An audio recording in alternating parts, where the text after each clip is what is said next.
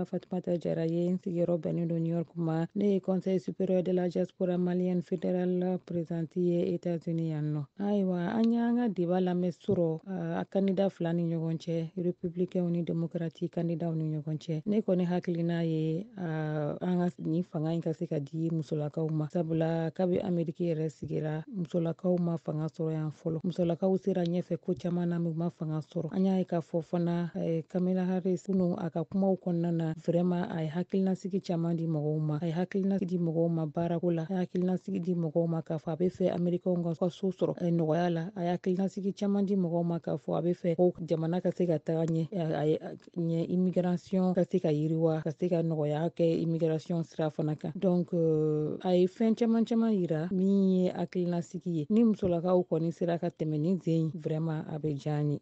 Ne tɔgɔ Kader Tunkara, ne sigilen bɛ Washington DC. An ye débat lamɛn sɔrɔ vraiment a kɛra débat ɲɛnamaba ye. An ka jamanatigi fila olu de bɛ kan ka u kan bɔ président nɔfɛ. Donc ne kɔni b'a ɲini bɛɛ fɛ aw k'a lamɛn ni hakilisigi ye, aw ka bɔ ka voter kosɛbɛ parce que an sigilen bɛ yan de an n'an denw n'an ka mɔdenw mɔgɔ dun bɛ yɔrɔ min na yen de taga yɔrɔ ye o de sigiyɔrɔ fana ye. Donc ni débat ni kɔni a kɛra débat ɲumanba ye. I t'a dɔn a fila la yɛrɛ i bɛ min ta mais n'an ka hɛrɛ bɛ min ta la vraiment ani ka mankan bɛɛ bɔ diɲɛ kɔnɔ ka sabati la na an b'o de ɲinina hali bi ala k'a ɲɛ ka d'an ma ni jamana ka hɛrɛ bɛ mɔgɔ min kun ala ko o kɛ jamanakuntigi ye. Merci beaucoup.